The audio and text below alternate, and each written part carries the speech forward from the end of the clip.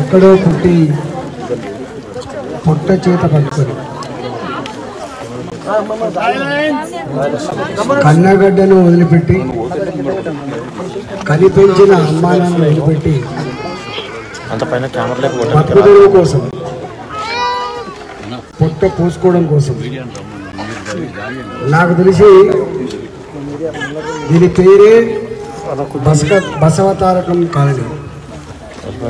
ఎప్పుడో ఎన్టీ రామారావు గారి పీరియడ్లో 30-35 సంవత్సరాల క్రితం గుడిసెలు వేసుకొని ఇక్కడి దొంగలు కూడా రాని ఏరియా ఇది. ఆనాడు హైటెక్ సిటీలు లేవు, ఆనాడు బంగ్లాలు లేవు, ఆనాడు రోడ్లు లేవు, ఆనాడు కరెంటు లేదు, ఆనాడు తాగే నీళ్ళు కూడా లేవు. అయినా అంత కటిక చీకట్లో కష్టకాలంలో ఎక్కడో కాడ ఉండాలి కాబట్టి ఆనాడు ఈ భూములకు విలువ కూడా లేదు. తొండలు గుడ్లు పెట్టని భూములు అంటుండే వ్యవసాయం.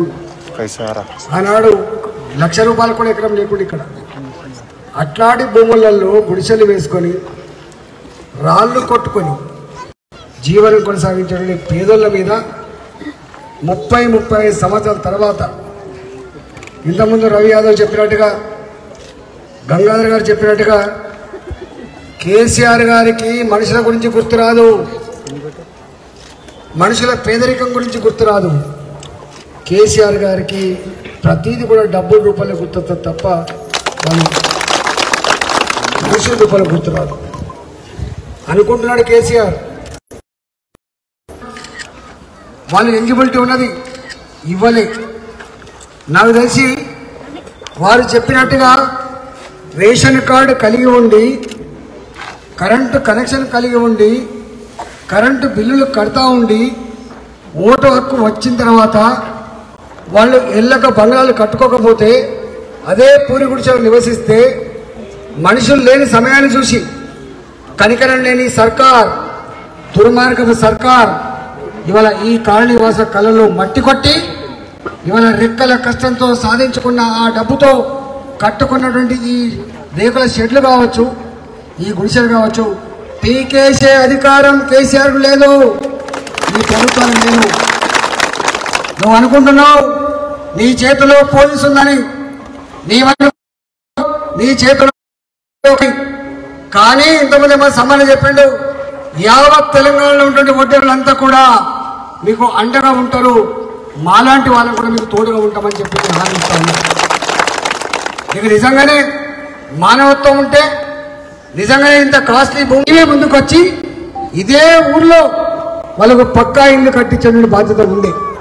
నువ్వు అపార్ట్మెంట్ రూపంలో కట్టిస్తావా, ఇంకో రూపంలో కట్టిస్తావా, కట్టించిన తర్వాత మాత్రమే వాళ్ళ జోలికి వచ్చే ఉన్నా.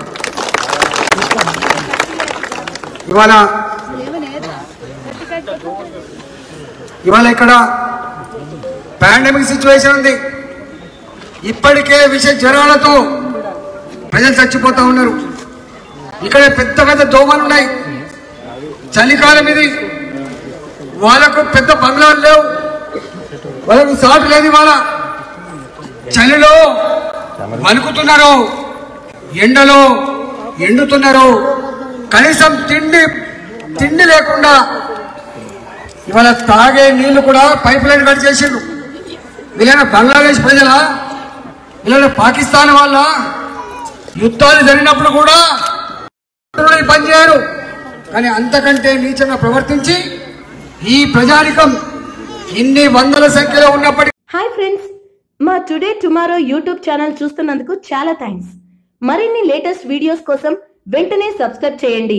అలాగే ఈ బెల్ ని కూడా రింగ్ చేసేయండి. మా నోటిఫికేషన్స్ అన్ని మీ మొబైల్లో వస్తాయి.